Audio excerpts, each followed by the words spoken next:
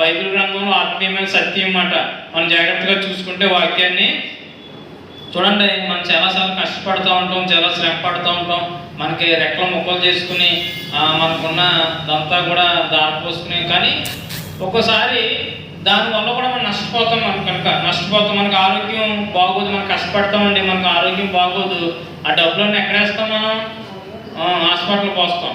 అలాగే మనం ఏం చేస్తామంటే దేవుని ఆశీర్వాదం అంట మన కష్టానికన్నా ఎక్కువ అంట. అంటే మనం చాలాసార్లు మనం కష్టపడుతుంటాం, శ్రమ పడుతుంటాం, మనం సంపాదించుకుంటాం, కూర్చుకుంటాం, కానీ ఎన్ని చేసినా సరే మనకి ఎవరు ఆశీర్వాదం ఉండాలంటమ్మా?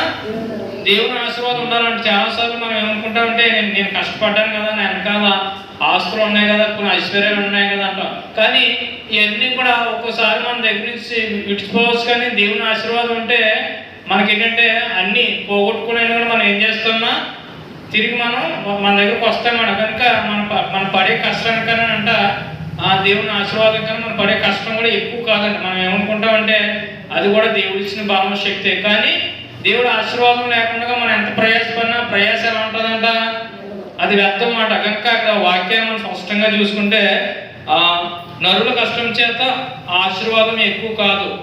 చూడండి, అంటే నరుల కష్టం అంటే భూమి మీద మనం ఏం చేస్తుంటాం, మన శ్రమ, మన కష్టం, మనం కూర్చుకోవడం కోసం, మనం బ్రతకడం కోసం, మన కుటుంబాన్ని నడిపి, కానీ మనం కష్టపడతాం. కానీ కష్టపడటం మంచిదే, కానీ దేవుని ఆశీర్వాదం కూడా మనం ఏం చేయాలంటే పొందుకోవాలన్నమాట. దేవుని ఆశీర్వాదం చూడండి, రోజంతా కష్టపడతామండి, తర్వాత మనకు ఆరోగ్యం ఉండదు ఒక్కోసారి. అయినప్పుడు దేవుని ఆశీర్వాదం ఉంటే దేవుడు ఏం చేస్తాడంట, ఆరోగ్యం ఇస్తాడు, ఐశ్వర్యం ఇస్తాడు, మనకు బలాన్ని ఇస్తాడు, శక్తిని ఇస్తాడు. చాలాసార్లు మన బలం, మన కష్టం కూడా అది మనకు నిలవదు, కానీ దేవుని ఆశీర్వాదం ఉంటేనంట మనకు ఆ కష్టం కన్నా, దేవుని ఆశీర్వాదం కన్నా మనకు ఆ కష్టం ఎక్కువ కాదు. మనం ఏం చేస్తామంటే చాలాసార్లు దేవుని ఆశీర్వాదం పొందుకోవడం అది చాలా విలువైనమాట. మనం దేవుని ఆశీర్వాదాన్ని భూమి మీద క్రైస్తవులుగా మనం ఉన్నప్పుడు, మారు మనసు పొంది రక్షణ పొందుకున్నప్పుడు మన స్థితి ఎక్కడే